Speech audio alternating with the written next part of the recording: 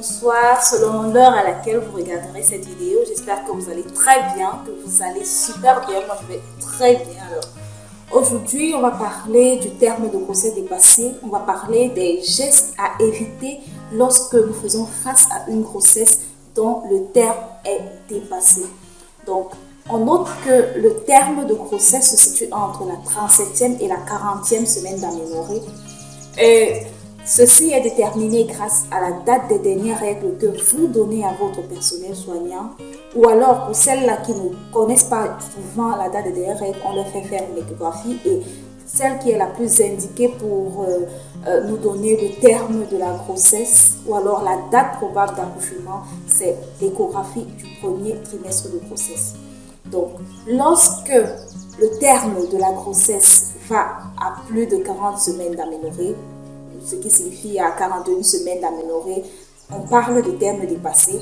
À 42 semaines d'aménorrhée, on va parler de post-terme. Ceci a généralement des conséquences tant sur le plan psychologique que sur le plan physique sur la femme. Le fait qu'elle sait qu'elle doit accoucher à telle date et maintenant, lorsque cette date arrive, elle n'accouche pas et elle dépasse même la date prévue d'une semaine, voire 2 semaines. Ceci a généralement des conséquences sur la femme. Pour ce qui est des conséquences psychologiques, on va d'abord parler de l'angoisse.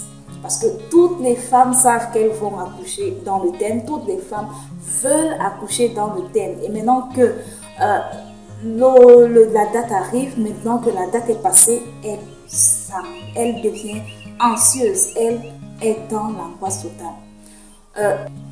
Il y a également une autre conséquence, c'est le stress. Elle s'interroge, est-ce que mon bébé va bien que la date soit dépassée? Est-ce que elle-même, elle va encore bien? Qu'est-ce qui ne va pas? Le stress s'installe. Il y a également une troisième conséquence, c'est la peur. La peur, vu qu'elle se demande, est-ce qu'elle va encore accoucher de manière naturelle?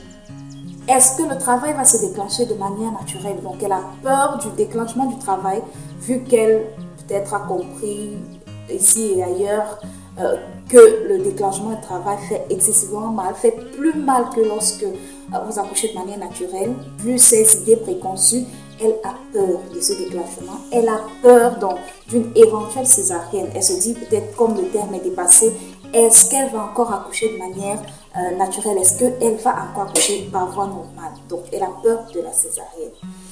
Tous ces sentiments peuvent donc amener la femme à avoir recours à certaines pratiques pour pouvoir accoucher facilement, se disent-elles.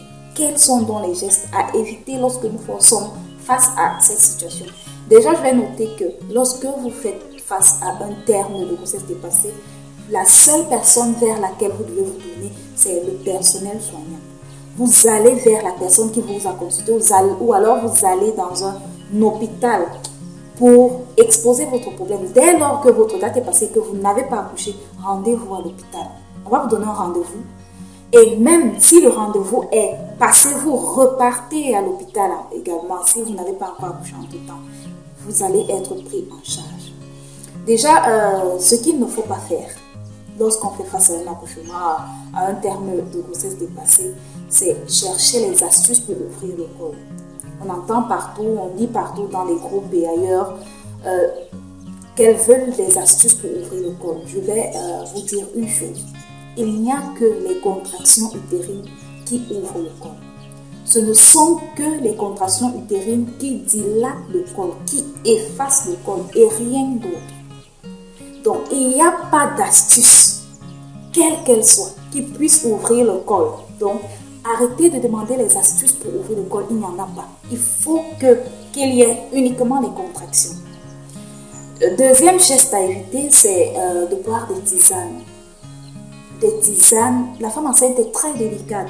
Avant de prendre quoi que ce soit, vous devez d'abord consulter. On doit vous donner votre OK pour prendre ci ou ça, parce que ce que vous prenez pourra avoir des conséquences soit sur vous, soit sur le bébé à venir. Donc, il y a des tisanes que les femmes demandent, soi-disant pour faciliter l'accouchement ou alors pour entrer en travail.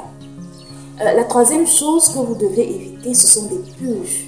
parce que généralement, elles les prennent pour faciliter le travail, ou alors elles prennent des purges pour vite accoucher, pour que le travail de l'accouchement ne mette pas long.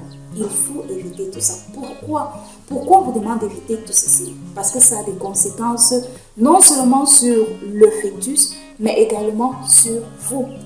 Comme première conséquence que vous pouvez avoir, il y a l'hypercinésie. C'est quoi l'hypercinésie? Ce sont des contractions utérines non contrôlées. C'est au-dessus de la normale. Si par exemple, lorsque vous êtes à 6 cm de dilatation, vous devez avoir 3 contractions qui durent 30 minutes, ce sera plus. Vous aurez par exemple 4 contractions qui durent 50 minutes. C'est exagéré. Toutes ces portions peuvent entraîner l'hypercinésie. On peut avoir également comme conséquence la rupture des membranes. La rupture des membranes, si elle est prématurée, peut entraîner une infection chez l'enfant. On peut avoir comme conséquence la rupture utérine. Là-bas, c'est très grave. Et là-bas, si la prise en charge n'est pas immédiate, ça veut dire le bloc opératoire, on perd la femme une fois. On perd non seulement la femme, également le bébé. La rupture des membranes fera suite à une hypercinésie. Vu que l'utérus sera toujours contracté, il n'y aura pas de temps de relâchement. L'utérus n'aura pas le temps de se reposer. Donc, on fera face à une rupture utérine. Et comme on l'a dit, c'est le bloc opératoire immédiatement. Une autre conséquence encore, on aura les hémorragies. L'utérus va perdre sa tonicité et ne pourra plus bien se contracter. Et bienvenue les hémorragies. Donc, toutes ces potions, ces astuces que vous cherchez peuvent avoir des conséquences néfastes comme on l'a dit. Sur le fœtus, on peut avoir les infections.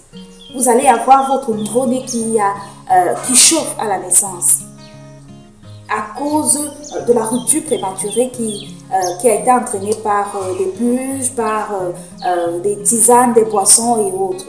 Donc, avant de prendre quoi que ce soit, comme on le dit toujours, il est mieux de consulter votre personnel soignant.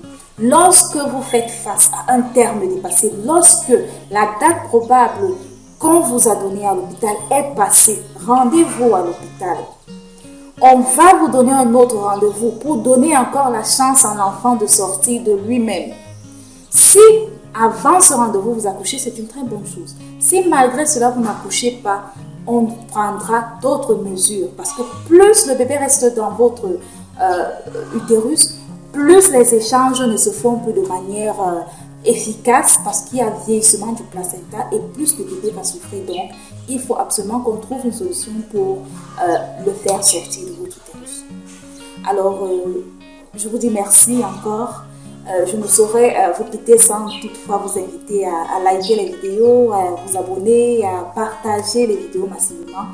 Et aussi, je sais qu'il y a certaines personnes qui sont curieuses de connaître comment évolue leur utérus lorsqu'elles sont enceintes. À combien de mois le ventre doit être à quel niveau? À 4 mois, le ventre doit être à quel niveau? À 6 mois par exemple. Est-ce que si ça mesure moins, c'est un problème? Si ça mesure plus, c'est un problème? Alors, pour connaître cela, pour répondre à cela, nous vous donnons rendez-vous lors de la prochaine présentation. Entre-temps, likez, abonnez-vous, cliquez sur la cloche de notification. Ceci vous permettra de ne pas rater la prochaine présentation. Une fois de plus, je vous dis merci pour votre aimable attention et on se dit à très bientôt.